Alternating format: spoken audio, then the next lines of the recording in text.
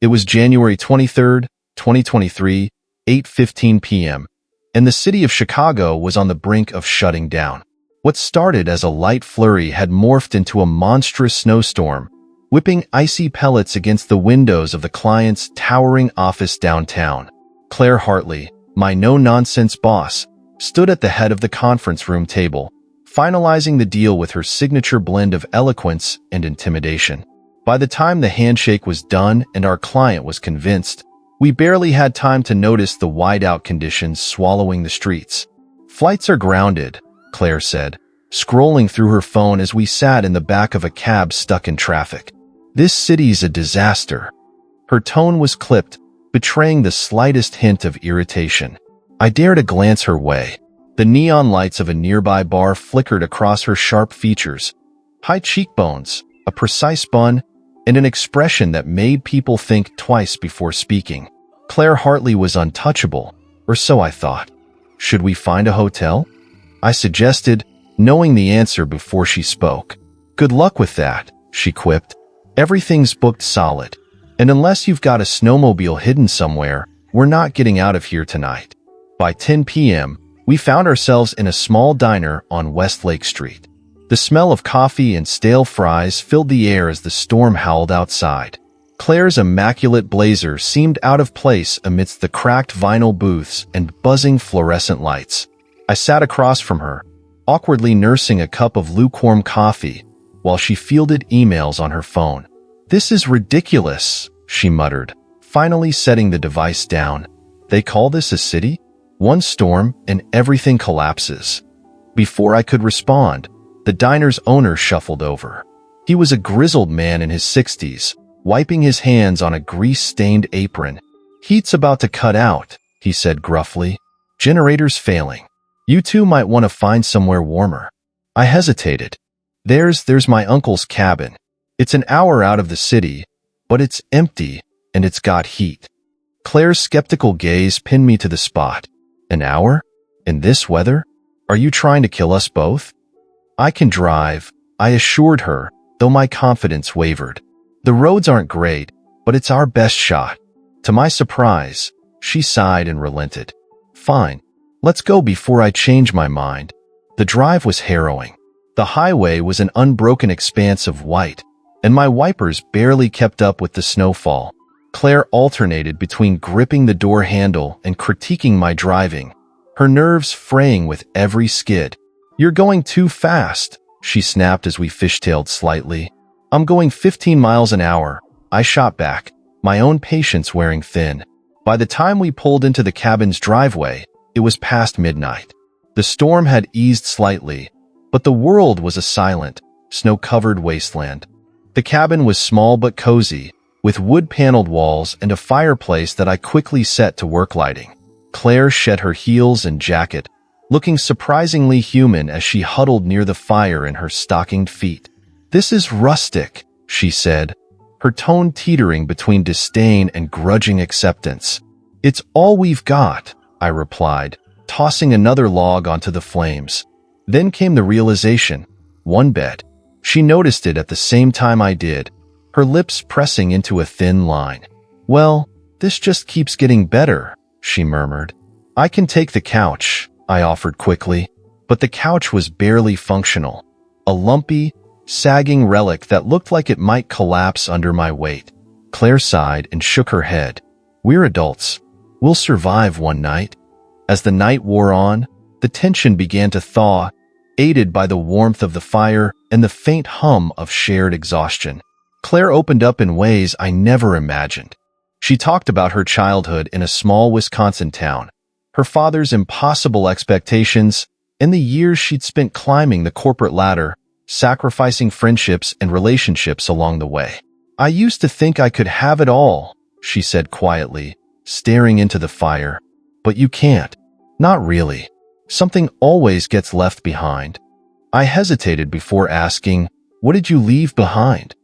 Her gaze flicked to me, sharp and probing, but her answer was interrupted by a sudden crash outside. Both of us froze. "What was that?" Claire whispered, her voice barely audible. I grabbed a flashlight and peered out the frosted window, but all I could see was the swirling snow. "Probably just a branch," I said, though my stomach churned with unease. Minutes later, a loud knock shattered the quiet. We exchanged a look, the same question in our eyes. Who would be out here in a storm like this? I opened the door a crack, my breath catching at the sight before me. A man stood there, his face pale and bloodied, his clothes torn and dusted with snow. "Help me," he rasped before collapsing into the doorway. Claire and I rushed to pull him inside, the weight of his unconscious body heavy in our arms. As we laid him on the rug near the fire, I noticed a dark stain spreading across his shirt. "He's been stabbed," Claire said, her voice tight with alarm. The storm raged on outside as we scrambled to figure out what to do. There was no cell service, no landline, and no one within miles to help. And then, as I went to grab a towel to staunch the bleeding, I noticed something glinting in his hand, a flash drive. "What the hell is this?" I muttered, holding it up for Claire to see. Her expression darkened as she stared at the tiny object, a flicker of recognition in her eyes. "This just got a lot more complicated," she said, her voice grim. To be continued. The man lay unconscious on the rug, his breathing shallow but steady. Outside, the storm howled as if daring us to leave. Inside, the tension between Claire and me thickened with every passing second. "What do you mean, complicated?" I asked, holding up the flash drive. "Do you know him?" Claire's eyes flicked to the man, then back to me, her jaw tight. "I've seen him before. He works, or worked, for a rival firm. His name's Lucas." The weight of her words settled over me like the snow outside. Lucas, as in Lucas Garrett, the head of a marketing intelligence team for Arcadia Solutions, our biggest competitor. What was he doing, bleeding out at my uncle's cabin, carrying a flash drive? Claire didn't wait for my questions to catch up. She knelt beside Lucas, carefully lifting the edge of his shirt to reveal a deep gash in his side. "He needs stitches," she said briskly. "There's a first aid kit in the kitchen, right?" Yeah, I think so," I stammered, heading toward the cabinet. My thoughts spun. Was it a coincidence that he'd ended up here? Or was it something else? While Claire worked on stopping the bleeding, I rummaged through the kitchen, finding an old first aid kit that looked more like a relic than a life-saving tool. When I returned, Claire had stripped away her no-nonsense demeanor, focusing on Lucas with a precision that seemed second nature. She threaded a needle from the kit with trembling fingers, her lips pressed into a thin line. "Have you done this before?" I asked hesitantly. "No," she replied without looking up, "but I don't have a choice." As I handed her gauze and antiseptic, I noticed her hands weren't just trembling, they were shaking. For all her corporate confidence, Claire Hartley was scared. And for some reason, that made me more nervous than Lucas bleeding out in front of us. The storm outside intensified, wind rattling the cabin's windows. The fire crackled as Claire finished stitching Lucas up, her face pale but determined. Once she was done, she sank back on her heels, exhaling sharply. "What now?" I asked, glancing at Lucas. "We can't just leave him here." "We don't have a choice," Claire said, wiping her hands on a towel. "The roads are impassable, and there's no signal. We'll have to wait until morning." Her tone was calm, but her eyes betrayed her unease. Lucas stirred, his eyelids fluttering open. He groaned in pain, his hand instinctively reaching for his side. When he saw Claire, his expression shifted from confusion to panic. "You," he rasped, struggling to sit up. "Take it easy," Claire said, her voice firm. "You've been stabbed. You're lucky we found you." "Lucky?" he scoffed, his voice hoarse. "You shouldn't have found me at all." "What's that supposed to mean?" I asked, stepping closer. Lucas's gaze darted between us, landing on the flash drive still in my hand. His face hardened. That's why I'm here," he said, his words slurred. Don't let them have it." "Who's them?" I pressed. Lucas didn't answer. His head lolled to the side, unconscious again. Claire's hand shot out, snatching the flash drive from me. She turned it over in her fingers, her expression unreadable. We need to figure out what's on this, she said, her voice low. Hold on, I said, my frustration bubbling over. You're acting like you've been part of some spy movie this whole time. What aren't you telling me, Claire? She hesitated, her gaze dropping to the drive. I can't say much, she admitted, her voice softer now. But Arcadia's been under investigation for corporate espionage. If Lucas has evidence, this could be huge. You knew about this? Claire met my eyes, her expression hardening again. I suspected, and now I'm sure. I didn't have time to process her confession. A noise outside, heavy footsteps crunching through the snow, made both of us freeze. Someone's out there, I whispered, reaching for the poker by the fireplace. Claire's eyes widened, but she didn't say a word. We crept to the window, peering out into the storm. At first, I couldn't see anything beyond the swirling snow. Then, a shadow moved, accompanied by the faint beam of a flashlight. Claire grabbed my arm. We need to hide the drive. Now. Her urgency jolted me into action. I darted to the kitchen, prying open a loose floorboard where my uncle used to stash spare keys. The drive fit snugly inside. Just as I replaced the board, a loud knock echoed through the cabin. Claire and I exchanged a look, her fear mirroring my own. The knock came again, louder this time. I tightened my grip on the poker as Claire opened the door a crack. A man in a parka stood there, snow clinging to his beard. He held up his hands, palms out.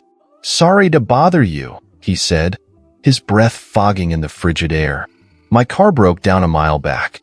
Saw the light from your window. Mind if I come in and warm up? Claire hesitated, her hand tightening on the doorknob. We're a little full at the moment. The man's friendly demeanor faltered, his eyes narrowing. Come on, he said, his voice harder now. It's freezing out here. You're not gonna leave me to die, are you? I stepped forward, the poker still in hand. I'm sure you'll manage. For a moment, the man didn't move. Then his gaze flicked to something behind me, Lucas's unconscious form visible through the doorway. You've got him, the man said, his tone turning icy. Before I could react, he shoved the door open, forcing his way inside. Where is it? He demanded, his eyes wild. Claire's hand darted toward the poker in my grip, her expression a mix of fear and fury. The storm roared outside, but inside, the tension was even louder. To be continued. The man in the parka loomed in the doorway, his boots crunching on the snow that had blown inside. His eyes were sharp, scanning the room like he already knew the answer to the question he hadn't fully asked. Where is it? He demanded again, his tone cutting through the crackle of the fire. What are you talking about? Claire shot back, her voice steady despite the tension radiating from her. Don't play dumb, he snapped. The drive. Lucas told me he had it, and I'm guessing it's not in his pocket anymore. I tightened my grip on the poker, my mind racing. If he knew about the drive, then Lucas wasn't just some unlucky guy who stumbled into our cabin. He was running from someone, and now they'd caught up. You're not getting anything, Claire said coolly, stepping between me and the man. His lips curled into a humorless smile. Is that right? Because I'm pretty sure you're in no position to negotiate. He reached into his parka, pulling out a knife with a blade that gleamed menacingly in the firelight. I reacted on instinct, swinging the poker at him with all the force I could muster. He dodged it easily, shoving me backward into the wall. My head smacked against the wood paneling, stars exploding in my vision as Claire shouted my name. Claire lunged for the man, her nails catching his cheek in a vicious scratch that made him stumble. But he recovered quickly, grabbing her wrist and twisting it until she cried out in pain. I don't want to hurt either of you, he said, his voice cold and deliberate. Just give me the drive, and I'll be on my way. From the floor, I caught a glimpse of Lucas stirring, his eyes fluttering open.